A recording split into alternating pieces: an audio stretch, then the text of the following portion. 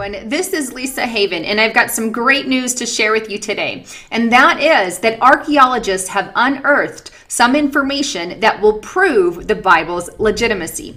Steve Collins and his group from Trinity Southwest University in New Mexico believe they have stumbled upon in the area of Jordan the city, or the ancient city, of Sodom and Gomorrah. They have found gypsum crystals, a massive Bronze Age city-state full of bronze.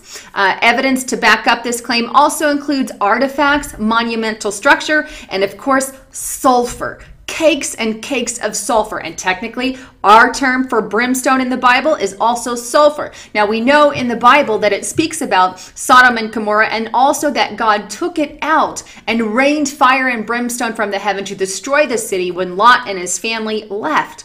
Well, this is exactly what archaeologists have unveiled at this city, is massive amounts of sulfur brimstone. Let's go ahead and check out some of that information.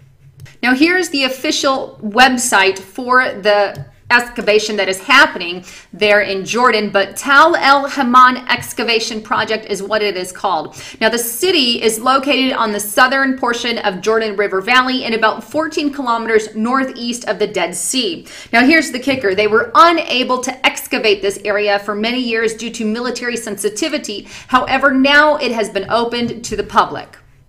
Now, scrolling down just a bit on the website, you see this, a reasonable approach to biblical sites. And it says, as active members of the community of the archaeologists, the TEHEP team is quite aware of the prevailing sentiment among many in the discipline who feel that archaeology should not be used to prove components of biblical narrative. We certainly agree that objective archaeology should take us where the evidence leads. And if evidence leads to the Bible, then therefore that should be brought. But we also understand the importance of ancient texts like the Bible that often provide a historical framework for the identification of geological or geographical locations. Responsible archaeology uses every possible resource to gain a window to the past. Let us not forget that Jordanian sites like Heshbon, Ariel, Dibon, Nebo, Bethany, beyond Jordan, and many others are principally identified because of their inclusion in biblical narratives. That alone should have huge emphasis on every believing Christian out there. Even non-believers, they should look at that and say, look, the Bible talks of these cities and they actually did and truly existed. Now, scrolling just a paragraph over, it also states, not a few scholars, including TEHEP director Stephen Collins, believes that the textual evidence strongly supports a northern location in what is called the Jordan Disk. The 25-kilometer diameter circle of the Jordan Valley immediately north of the Dead Sea. He says, for a detailed presentation, see blah, blah, blah, blah. The eastern side of the disk encompasses at least 14 named archaeological sites, and many of them have Middle Bronze Age occupation.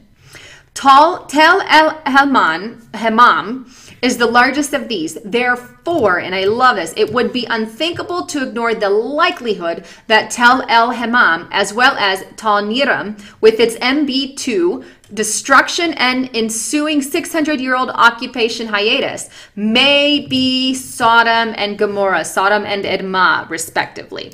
Sodom is likely the larger of the two. Tal El Hammam, once aware of these connections, one cannot deny the level of interest that is generated in light of these possibilities.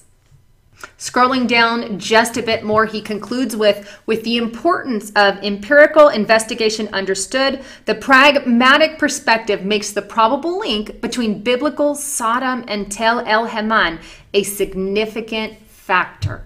That is huge. Now, here are some of the images. I'm going to scroll through a few here. Here's another, and feel free to pause these. That one's really interesting. And here's just one of the diggers. Here's another one. This is some of the massive structures that they have found. Here is a map that was published in Popular Archaeology up there of the area. And here is Tel El Hammam, right in this area of Jordan. Now, there are a bunch of other photos and information that I'm going to leave in the links below under the words "for more information," so you can look at some of the images. Now, I'm also going to leave a pretty amazing, and I'm talking jaw-dropping, pretty awesome, especially if you're a history buff like myself, video that shows the entire area on a video, including the sulfur, including the gypsum crystals, including some of the things that they have unveiled in what they believe to be the city of Sodom and Gomorrah. So make sure you check out that video. I'm going to leave it on my Before It's News post. So check that out when you get a chance. Anyhow, wanted to bring you the latest because here's the deal.